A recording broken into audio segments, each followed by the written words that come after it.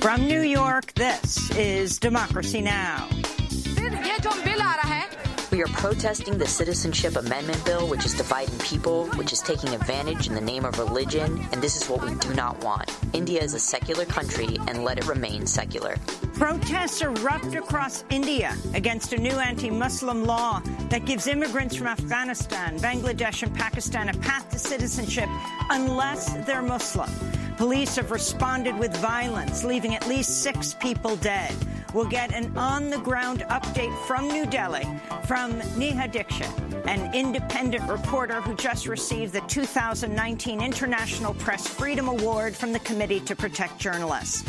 Then Aung San Suu Kyi, the Nobel Peace Laureate, who spent over a decade fighting the Burmese military, is now at The Hague defending it against allegations of genocide against Rohingya Muslims. Regrettably, the Gambia has placed before the court an incomplete and misleading factual picture of the situation in Rakhine State in Myanmar. Yet, it is of the utmost importance that the court assess the situation obtaining on the ground in Rakhine dispassionately and accurately. Then we look at the historic Democratic Presidential Forum on Public Education that drew 7 candidates to lay out their positions on everything from quality pre-K to affordable college. All across America, in so-called red states, Oklahoma, West Virginia, Kentucky, we have seen teachers standing up, fighting not only for their rights as workers, but equally important for their kids and decent funding so their kids could get the education they deserve. We'll play highlights and get response from education activists across the country. All that and more coming up.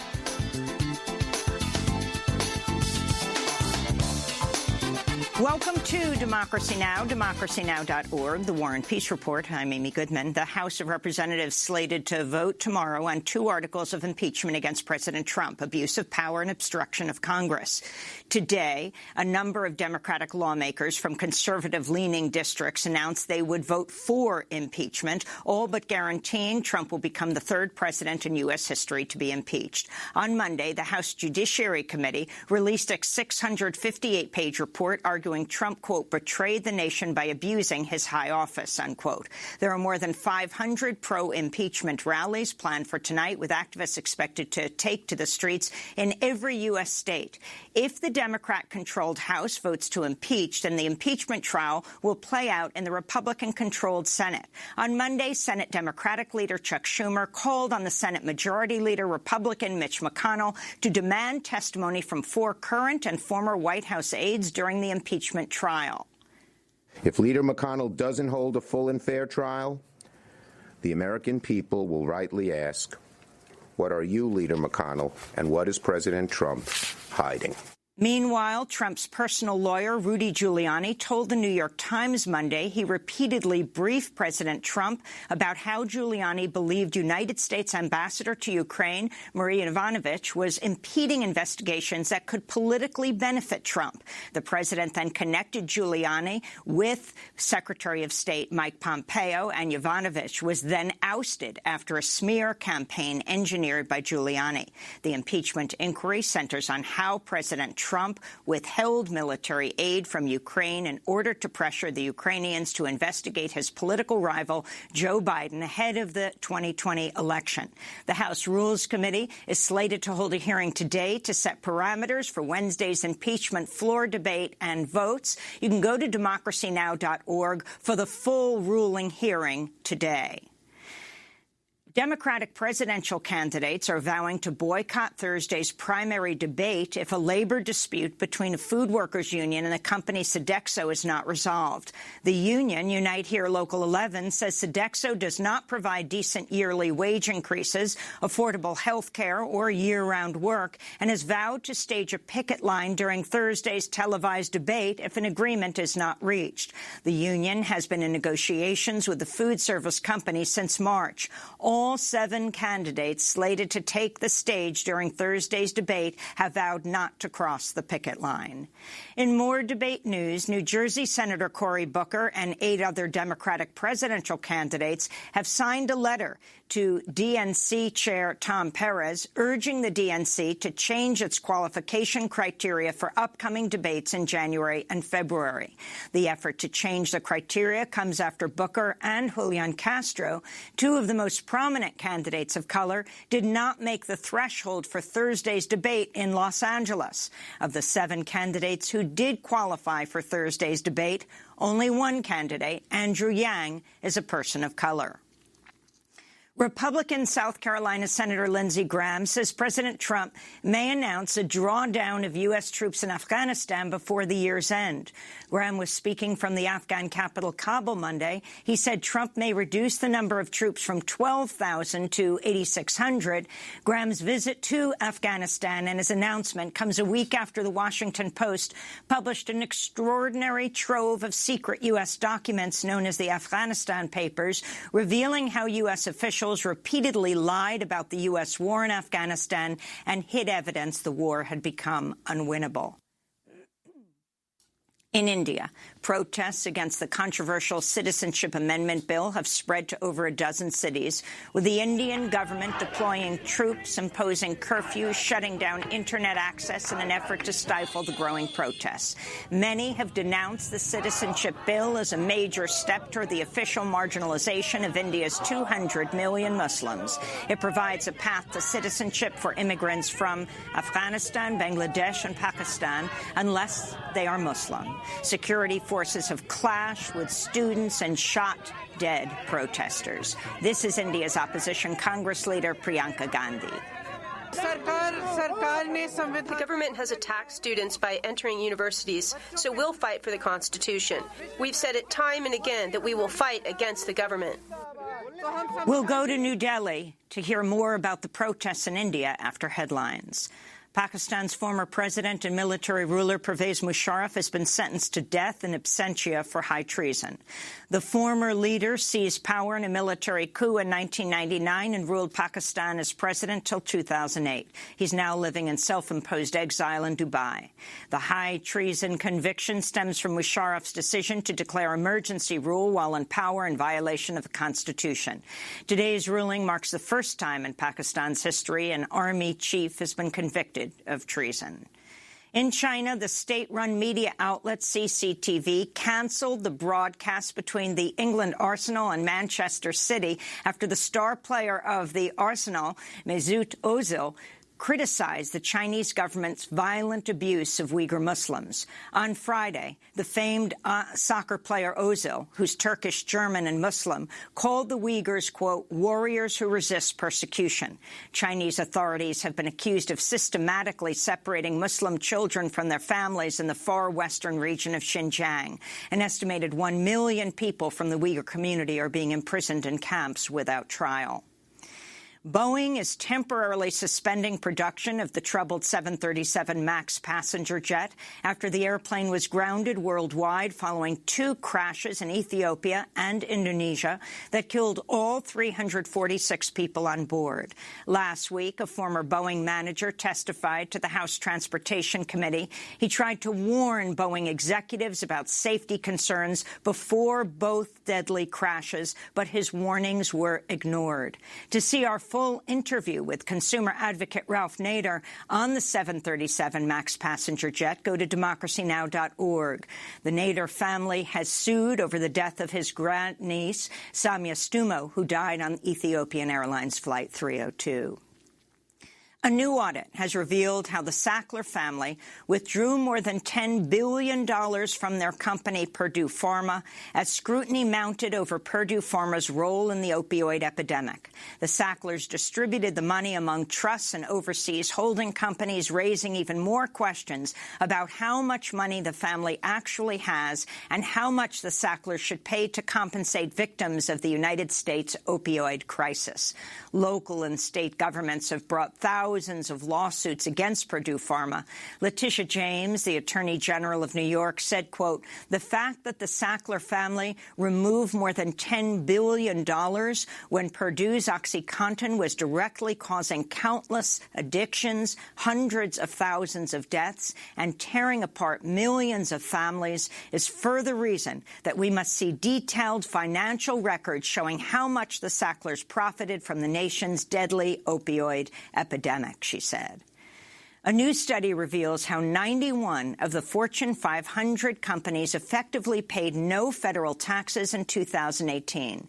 The study by the Institute on Taxation and Economic Policy shows how Amazon, Starbucks, Chevron, Duke Energy, Halliburton, and others paid an effective federal tax rate of 0% or less. In San Francisco, California, dozens of activists, including many disabled protesters, blocked roads and shut down the PG&E headquarters for hours Monday, demanding the massive utility company stop its chronic power outages and invest money to ensure communities of color and disabled people are guaranteed stable electricity. This is one of the protesters. People rely on electricity to live, and meanwhile PG&E hasn't been maintaining their power lines, and they're giving money to shareholders. They're not investing their money in actually making it safe. And frankly, utilities should not be privately owned and for profit. They should be serving people. In October, nearly 1 million PG&E customers had their electricity shut off as wildfires blazed across Los Angeles and Northern California. The unprecedented blackouts followed last year's devastating Camp Fire, which killed 85 people, the deadliest blaze in California history. Investigators found poorly maintained PG&E transmission lines sparked that fire. In North Carolina, a police officer who slammed an 11-year-old middle school student to the ground twice has been fired. The assault at Vance County Middle School was caught on surveillance tape, which shows the school resource officer and a small boy walking next to him down the hallway when the officer picks the boy up and throws him to the ground. The officer then picks the boy up again and slams him to the ground again. The officer, who's not been publicly named, was first placed on paid leave and was then fired as the video went viral. And here in New York, thousands of undocumented people waited in lines at DMVs on Monday to apply for a driver's license, marking a major victory for immigrant rights. New York Governor Andrew Cuomo signed the Green Light Law in June, which allows people to apply for a driver's license using alternative forms of identification instead of providing a Social Security number. Meanwhile, in the neighboring state of New Jersey, legislators also passed a bill Monday to allow undocumented people to apply for driver's licenses following emotional testimonies at the New Jersey State Assembly last week. Among those to testify was a 9-year-old New Jersey resident named David. We need these licenses because there's cold weather, snow, and then when the snow gets higher, we're not going to be able to walk. It's called this community a great community when we need licenses. Licenses can help our children go to a better go to school and learn, because my parents don't have a license, and that's why I barely go to school, and I came here today because I support the licenses. Today, as New Jersey lawmakers approve the bill to grant undocumented people driver's licenses, supporters erupted in cheers and chants of "Si se pudo," yes, we could.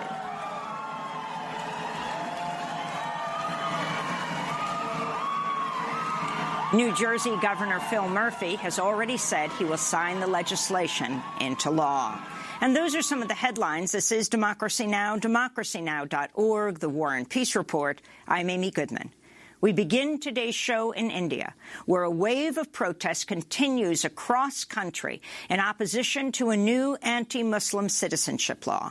Many see the so-called Citizenship Amendment Bill as a major step toward the official marginalization of India's 200 million Muslims because it provides a path to citizenship for immigrants from Afghanistan, Bangladesh and Pakistan, unless they're Muslim. We are protesting the Citizenship Amendment Bill, which is dividing people, which is taking advantage in the name of religion, and this is what we do not want. India is a secular country, and let it remain secular. Prime Minister Narendra Modi has responded to the demonstrations in more than a dozen cities by deploying troops, enacting a curfew, and shutting down the Internet. Police have also violently confronted protesters, leaving at least 6 dead, including 4 people shot by police in the state of Assam. Student protesters at Jamia Millia Islamia University in New Delhi clashed with police over the weekend. In one video that's gone viral, police officers can be seen beating a male student as a group of female friends try to protect him. The police continue to beat the young man with their wooden batons despite the women's pleas. One of the female students who hurled her body in front of the police batons, 22-year-old Ladida Farzana, later told reporters she's fighting for her very existence in India and encouraged others to do the same. It's a matter of existence. If actually it happened first with the Kashmir issue. At that time, we kept quiet. We kept in the peace, many of them. Then came the Babri verdict, and we lost our faith over the judiciary in that verdict. Later on, when it came to the CAA, we are certain that next they will be targeting the whole India. If you see any injustice in the society, don't think that you are a woman who someone will be telling like that, or someone will be telling that. Don't think of that. Just get out, raise your voice. Men will be making you sit inside, slow down your voice, because women are always told and they were always nurtured by telling that make your voice very low, keep respect men. But no, raise your voice. Wherever you wanted to raise the voice, raise your voice. Despite the police violence, protests against the citizenship bill are continuing. They come amidst a broader crackdown on India's Muslims by Modi's government. In the Muslim-majority region Kashmir, access to Internet has been shut down more than 4 months. And Modi has already enforced a citizenship test in the state of Assam, which borders Burma and Bangladesh, requiring 33 million residents to provide evidence they or their ancestors lived in India before 1971. More than 2 million people, many of them Muslim, failed to pass the test and are now at risk of being held in mass detention camps. Meanwhile, Prime Minister Modi himself has been accused of sanctioning the massacre of more than 2,000 Muslims in the state of Gujarat in 2002 when he was chief minister there. For that massacre, he was banned from the United States for years. Well, for more, we go to New Delhi, India, where we're joined by Neha Dixit. She is an independent journalist who's been covering the protests against the new citizenship bill. Her investigative reporting focuses on politics, gender, and social justice. Last month, she received the 2019 International Press Freedom Award from the Committee to Protect Journalists. Neha, we welcome you to Democracy Now! Thank you so much for joining us from New Delhi. Tell us what's happening there. Thank you so much, Amy. Amy, the things are quite disturbing and bad at the same time. On 9th December, the Home Minister of this country, Amit Shah, introduced the bill in the Parliament, in the lower house of the Parliament, and on December 11th, 2 days later, the law was passed in the upper house, which is the Rajya Sabha. So the Citizenship Amendment Act right now excludes, like you said, excludes Muslims particularly, and 6 other communities, immigrants from 6 communities have been allowed citizenship under this act. No explanation has been given why these 6 communities have been allowed and why Muslims have been excluded. And this goes completely against the tenets of the kind of plurality and diversity that exists in India and a number of us grew up with. So it completely goes, it's unconstitutional and illegal. And even though Amit Shah, the Home Minister of the country, said in the Parliament that it has the endorsement of 130 crore people of India, the protests that have broken out in various parts in the country, including Jamia Millia Islamia, IIT Kharagpur, IIT Bombay, Tata Institute of Social Sciences in Bombay, in Guwahati, in Tamil Nadu. There are protests all over the country right now. 24 students from 24 universities in India are out there protesting against this act. So that The government has not been kind to the criticism or the debate or the dissent that has come up regarding this act. And most of the protesters have been met with police violence. There is police brutality all over. Yesterday and day before, there have been various incidents in Jamia Millia Islamia University. Yesterday, students protesting at IIM Ahmedabad were also detained. The same goes in West Bengal. The same similar thing happened in Tamil Nadu. So I think the country is burning right now, and nobody is ready to accept this kind of sectarian law that the government has passed with the complete Islamophobic agenda in mind. I also want to say that at this point, it's important to recall that the current political party in power, Bharatiya Janata Party, they had stated this in their manifesto in the 2014 general elections, and this time in May 2019 general elections, that this is what they're going to pass. And because they have always had the agenda of creating India into a Hindu country, the Hindu Rashtra, this is a step forward in that direction and breaking the secularism that we all grew up with in this country. The New York Times headline today on the front page, Neha, is India erupts in protests as Modi presses vision for Hindu nation. So explain the different actions he's been involved with, going back to the Gujarat massacre of 2002, for which he was banned from the United States for years. Absolutely. Modi, first of all, Narendra Modi has been a member of the Rashtriya Swayamsevak Sangh, which is the parent body, RSS, which is the parent body of the current political party in power in BJP. RSS, one of the main tenets of RSS is Hindutva, which is to make India into a Hindu country. So they've always been Islamophobic.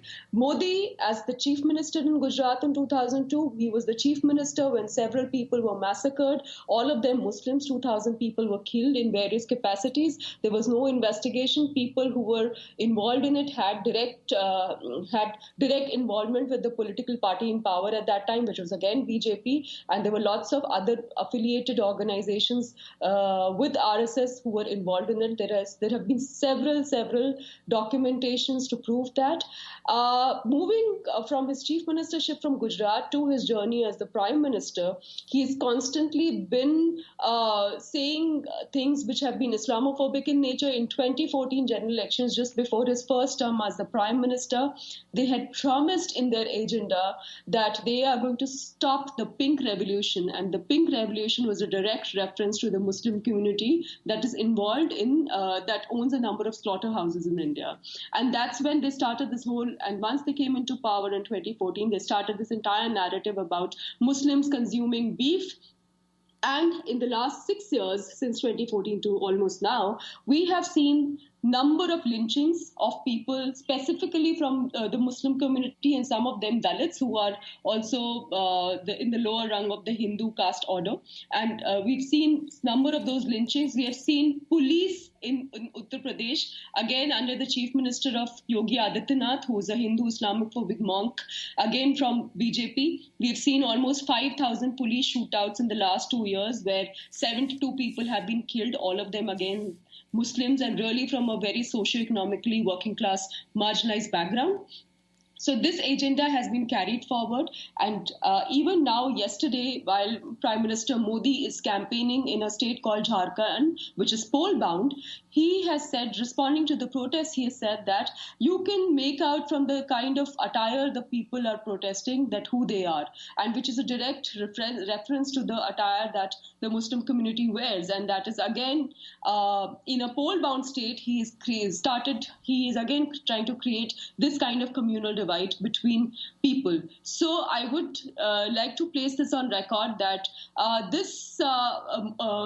while globally we are talking about several autocrats, the whole idea of the global Islamophobic trend that is growing on, hasn't been enough critique of Narendra Modi to be seen in that light, particularly because he's been making all these foreign trips. He was recently in United States also with the Howdy Modi campaign. I think this agenda has constantly been there. They've also been several investigative reports. I have also done one where the RSS, the Hindu body behind BJP, have been trafficking several children from Northeast India and taking them to Hindu seminaries in other parts of India to indoctrinate them in the Hindutva ideology, and they are told how Muslims are the invaders, Christians are the invaders, and how to fight them, and how they are rapists. So this kind of narrative has been propagated in the remotest corners, and Narendra Modi has been at the helm of these affairs.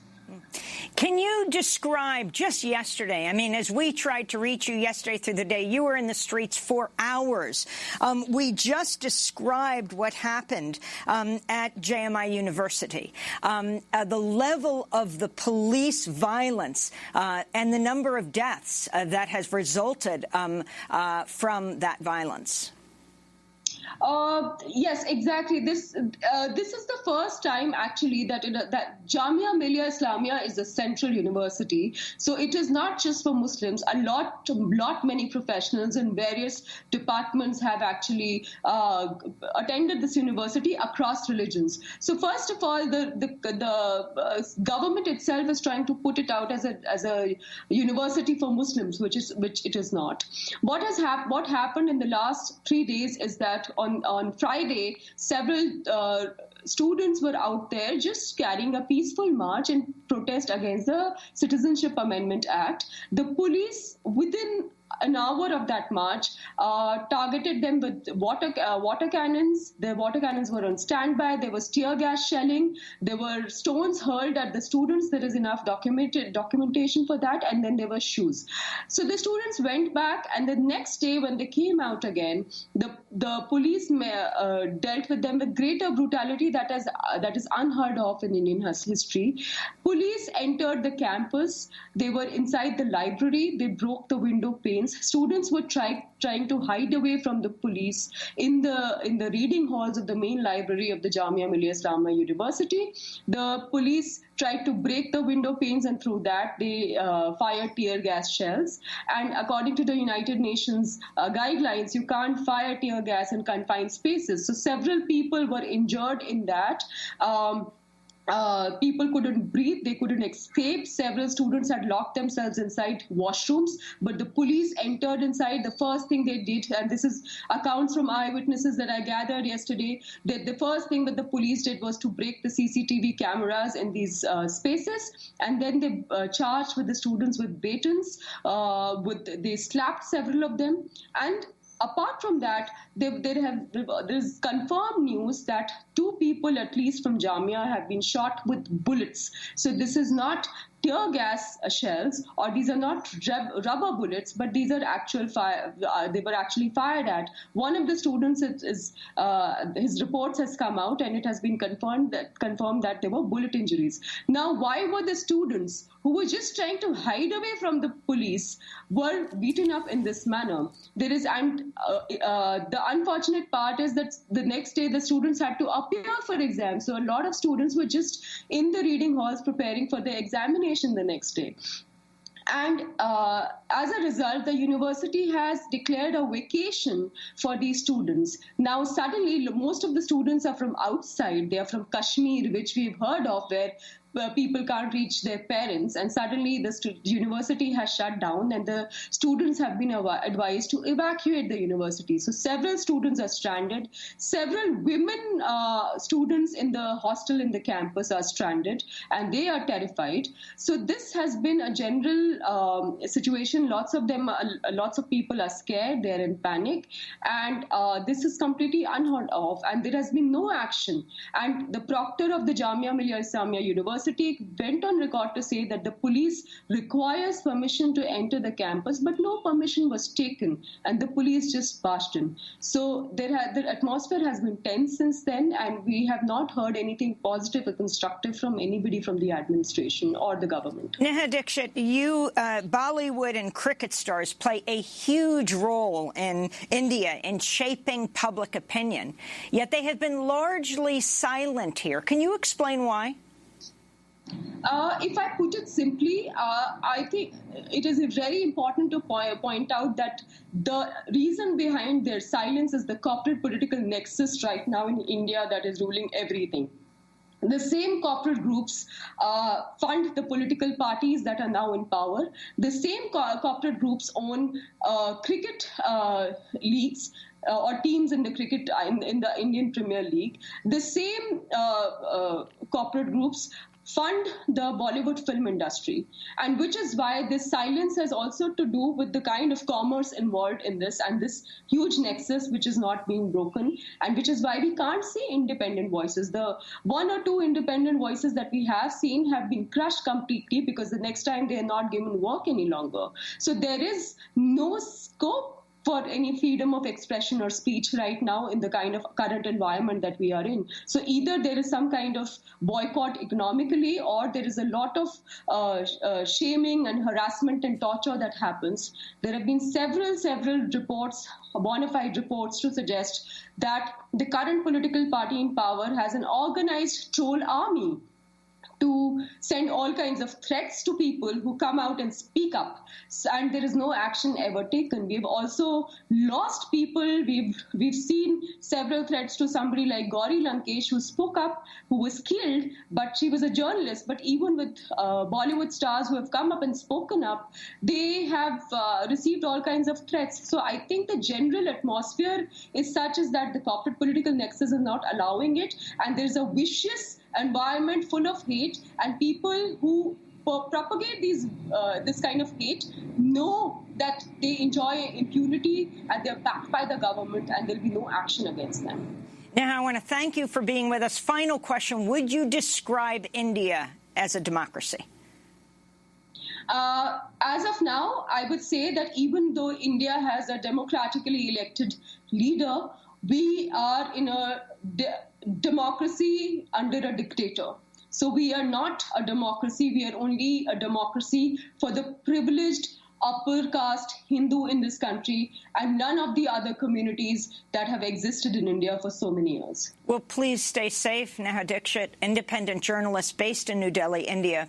Her investigative reporting focuses on politics, gender, and social justice. She just received the 2019 International Press Freedom Award from the Committee to Protect Journalists, speaking to us from New Delhi.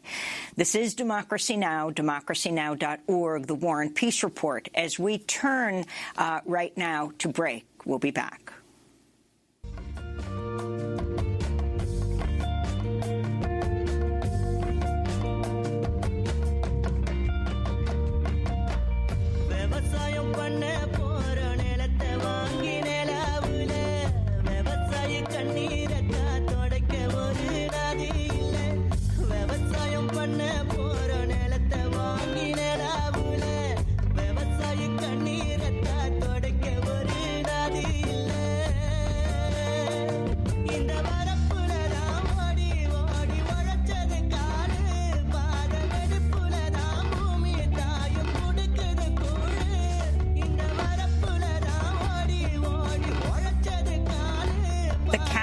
Collective. This is Democracy Now! I'm Amy Goodman as we turn to The Hague, where Burma's de facto leader Aung San Suu Kyi has asked the UN International Court of Justice to drop the genocide case against her country. The Burmese military killed and raped thousands of Rohingya and forced more than 700,000 to flee into neighboring Bangladesh in a brutal army crackdown in 2017.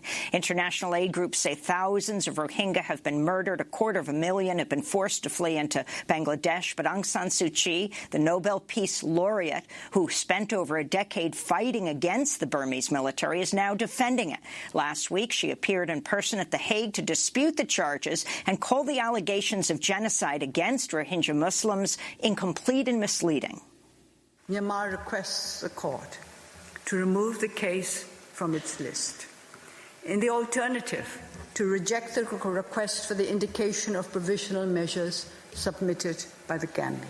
Mr. President, it is vital for Myanmar's present and future that our civilian and military criminal justice systems functions in accordance with the Constitution.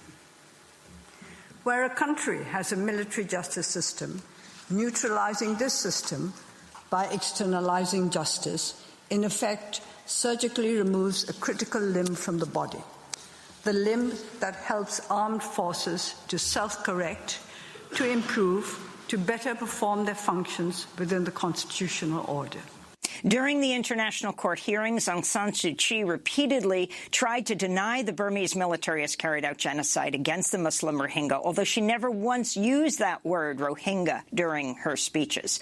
Gambia brought the genocide case to the International Court, accusing Burma of trying to, quote, destroy the Rohingya as a group in whole or in part by the use of mass murder, rape, and other forms of sexual violence, end quote. For more, we go to Barcelona, Spain, where we're joined by Reed Brody, counsel and spokesperson for Human Rights Watch, also helping Gambian victims seeking to prosecute their former dictator, Yahya Jammeh. Welcome back to Democracy Now!, Reed. Can you talk about the significance of Aung San Suu Kyi, the de facto leader of Burma, saying that the genocide against the Rohingya, others call it the Rohingya, did not take place?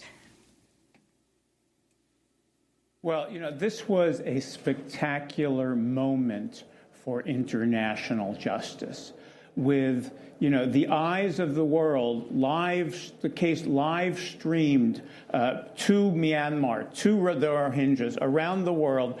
You had Gambia laying out the case that the government of Myanmar was committing genocide, and Aung San Suu Kyi, the de facto leader, was there listening and participating. Obviously, she went there for domestic political reasons, to show that, she was in solidarity with the military who continue to rule in many ways the country, in solidarity with those majorities in the country who hate and despise the Rohingyas and have mistreated them, not just for the last couple of years, but for many years. But, it's a spectacular fall from grace for a woman who was a Nobel Peace Prize winner, an icon of the human rights movement, now to be standing there forcefully defending her government, a government which, as you said, has displaced over 1 million Rohingyas, that has committed systematic rape and the destruction of villages. And to have this transmitted all over the world, again, I don't think, from an international point of view, this was a disaster for her. I mean, if somebody is accusing you of a crime, of genocide no less, usually you want to run away from those charges, hide them. By going to The Hague for domestic reasons, she guaranteed that the world would be watching, that the cameras of the world would be focused on these very accusations. So Aung San Suu Kyi goes to The Hague. The case was brought by Gambia. Explain why Gambia. Well, it's a fascinating story, actually.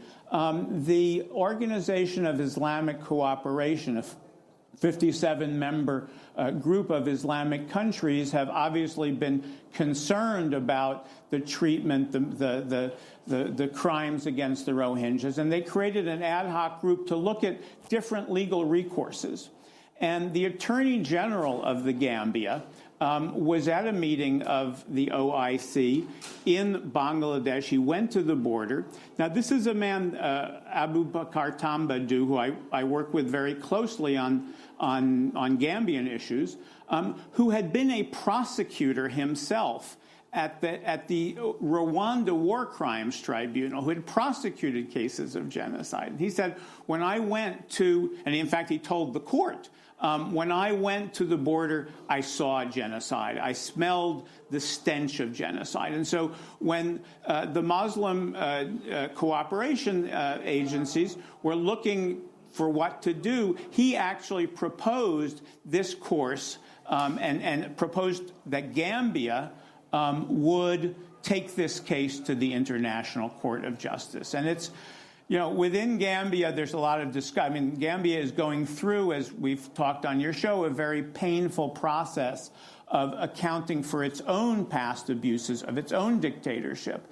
And a lot of people in Gambia are, well, why are we, what do we have to do with that? 7,000 kilometers, 5,000 miles away from the Gambia. But I think the Attorney General has made the point that, it's precisely a country like Gambia, a democratic country dealing with its own issues. And that is the kind of solidarity, Amy, that we don't very often see these days. A country, small African country, standing up for the rights of a persecuted minority, 5,000 miles away. Reed Brody, I want to thank you so much for being with us. Just give us the chronology of what happens next. 2 days of hearings. When does the International Criminal Court decide?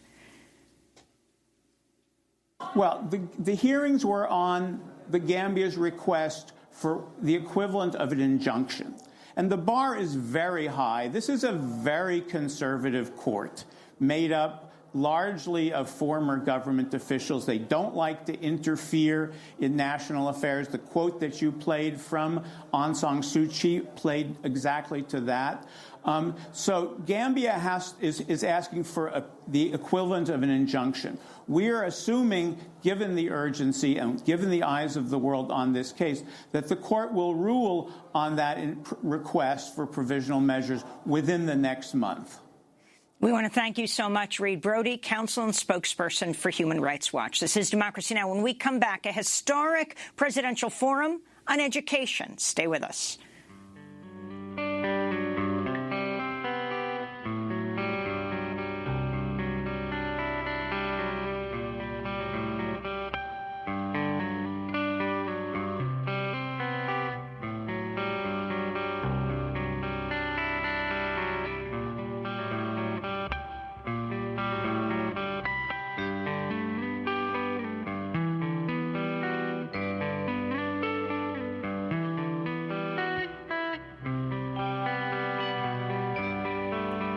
A sixth trumpet from monuments to masses. This is Democracy Now! I'm Amy Goodman. Ahead of the last Democratic presidential debate of the year this Thursday in Los Angeles, 7 candidates appeared Saturday at a historic Democratic presidential forum on public education in Pittsburgh, an event organized by public education groups, unions, civil rights groups. Well, for more, we're joined by 3 guests. In Atlanta, Georgia, Karen Blair is director of the Alliance to Reclaim Our Schools. In Chicago, G2 Brown is the national director of the Journey for Justice Alliance. And in New York, Carol Burris is executive director of the Network for Public Education Action, who recently authored a report titled Still Asleep at the Wheel, How the Federal Charter Schools Program Results in a Pileup of Fraud and Waste. I spoke with them and asked them about this forum that didn't get very much attention. We began in Atlanta with Karen Blair and asked him how they organized the forum and what he felt was so critical. Good morning, Amy. It is so good to be with you. I should say that, as the director of the Alliance, we pulled together a number of groups, including the folks who are joining me, the Journey for Justice Alliance, the Network for Public Education, and we all put time and staff and energy into making this forum possible. For us, it is historic because it is one of the first times in recent memory where public education was at the center of the conversation with folks who are looking to be president. The idea for this forum emerged months ago after we worked together to actually introduce the Keep Our Pact Act. And folks had a meeting where we said, given the importance of this issue, we need to figure out how we raise education to the national level and really get folks on the record on the issues that we care about. And so for months, folks have been working, pulling together resources, staff, relationships, and Saturday was phenomenal on a lot of levels because what we had, again, we had parents, we had students, we had educators, we had education professionals, we had school staff, we had higher ed advocates in one room under one big tent, naming the issues we cared about, like investment in public schools, ending the school-to-prison pipeline, ending the privatization and charter movement, deepening our commitment to racial justice and the infrastructure and what we know is required to make learning possible. And so we are happy to have been a part of that and happy to have joined partners in labor, on the community side, parents, students, school staff, in making this event possible. I wanted to turn back to the moderator, Rehema Ellis, asking Massachusetts Senator Elizabeth Warren about charter schools. Right now, the majority of children who find themselves in public charter schools are minority children, are black and brown children. Some parents of those black and brown children say, what do I do while I wait for my public school to get up to speed to provide my child with the kind of academic excellence that they deserve? What do you say to those parents who are looking for that public charter school option? So I've met with many parents and grandparents who've put their children in public charter schools, and I have no doubt about the sincerity of their efforts to educate their children. And they're looking for the best educational opportunity they can find. I believe that. But I believe that it is our responsibility as a nation, and will be my responsibility as President of the United States, to make certain that every public school is an excellent public school.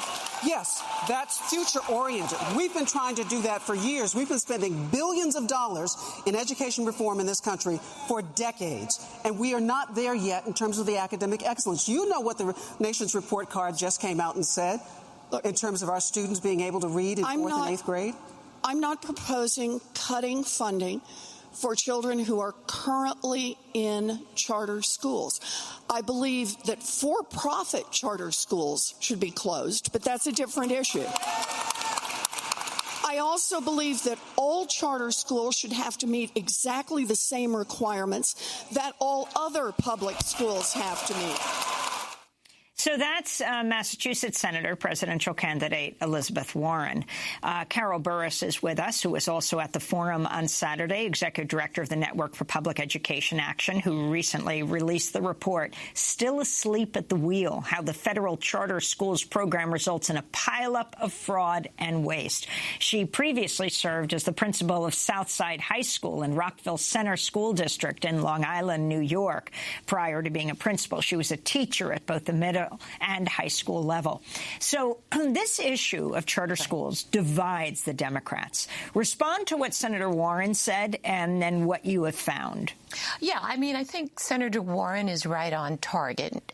And it's been a shame because the advocates of charter schools misrepresent her position. They keep saying that she's trying to cut off funding. That is not anybody's position that I know of, to cut off funding for present charter schools, whether it be state funding or federal funding. But there is a real concern. It was expressed by the NAACP.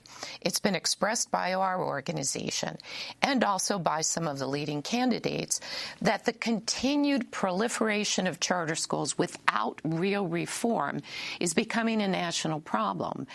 And the federal charter schools program has been complicit in all of this, especially under Betsy DeVos.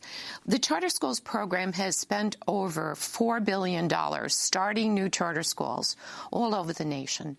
What we found in our report was that a lot of the money goes to charter schools that don't even open, ghost schools. Hundreds of millions of dollars also go to charter schools that open and then close, some within a matter of just a few years, some longer. So the program has been very veiled. And what we are doing is we are digging deep into the data. And all of the evidence that we have shows that about $1 billion has been wasted on charter schools that have not opened or that have closed. At the same time, we see a lot of fraud. We see a lot of problems with mismanagement. We see a lot of turmoil from schools that open and then close.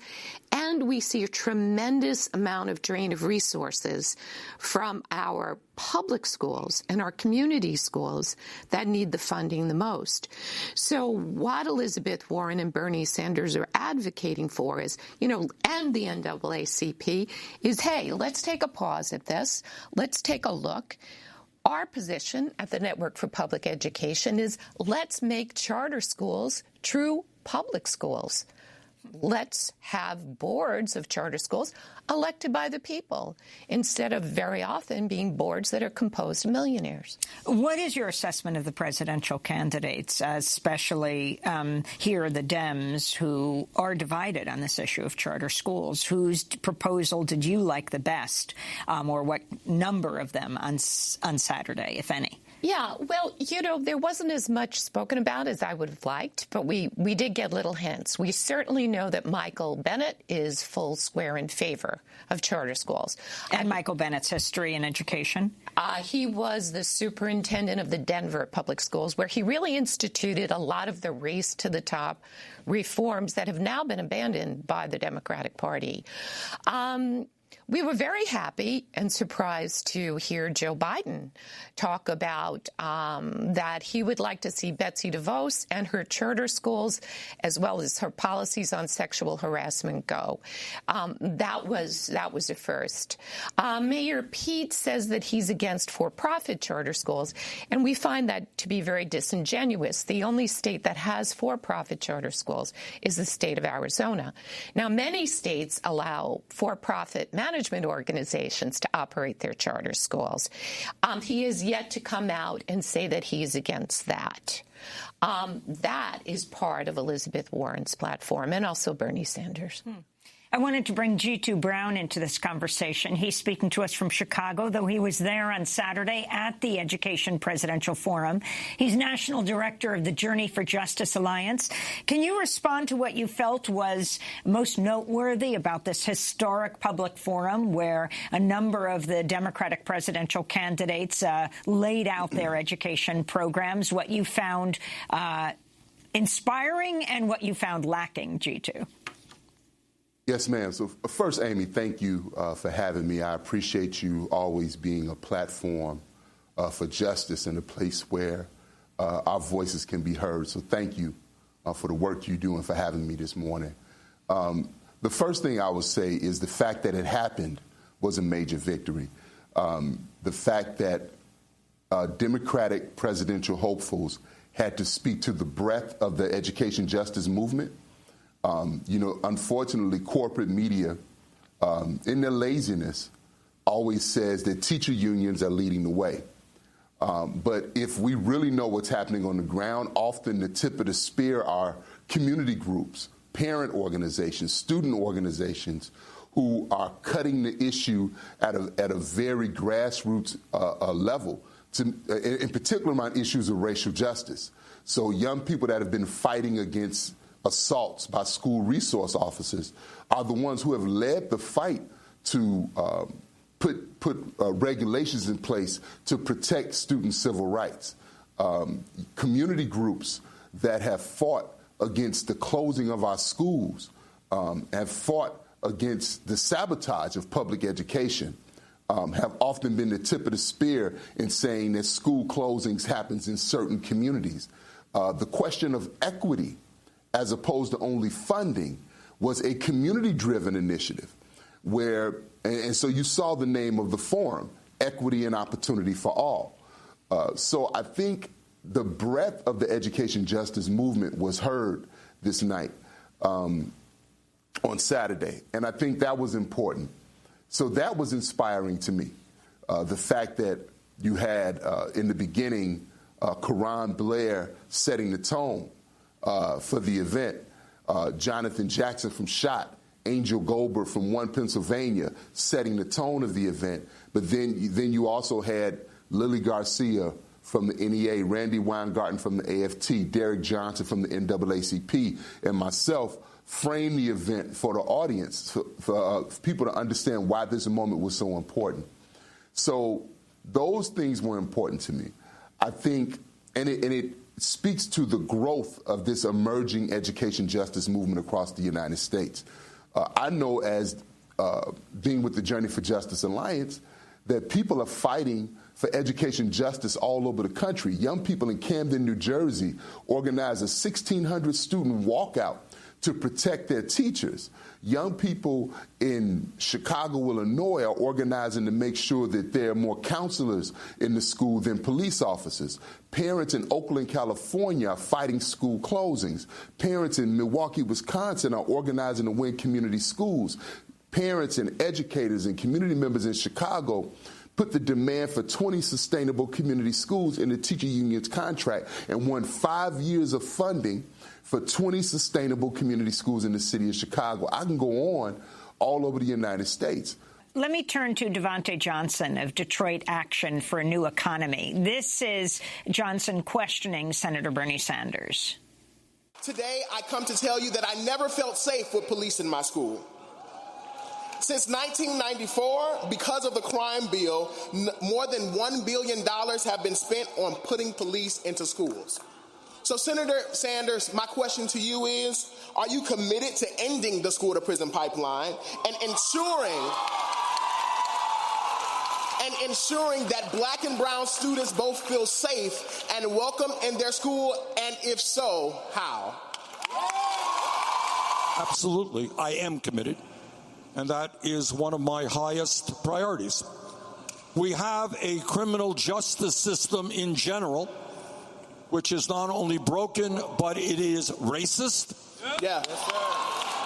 We have more people in jail than any other country on earth, including China, 4 times our size. So we have a long proposal on criminal justice, but one of the aspects of it is that if you want to keep people out of jail, then you invest in education, you invest in jobs, rather than more jails and incarceration. So that's Senator Sanders' response. G2 Brown, your response to what Senator Sanders said in the overall issue and the position of all these candidates. So I think that the issue of equity is critical. And inequity rears its head not only in course offerings, it also rears its head in regards to how discipline is administered in school. If you view children as precious, if you view them as viable human beings, then you will treat them as such. If they struggle, you will counsel them. You will find out what their problem is, and then you'll help to alleviate it. If you view children through a racist lens, then you will look at a 5- and 6-year-old, and you'd be willing to suspend that 5- and 6-year-old. You'd be willing to police those children as opposed to understand them. And so I think that Senator Sanders has moved, as many Democrats have moved, in the right direction in regards to this question of student discipline. We know that black children are suspended 5 times as much as their white counterparts for the same infractions. And, Amy, this gets to a point.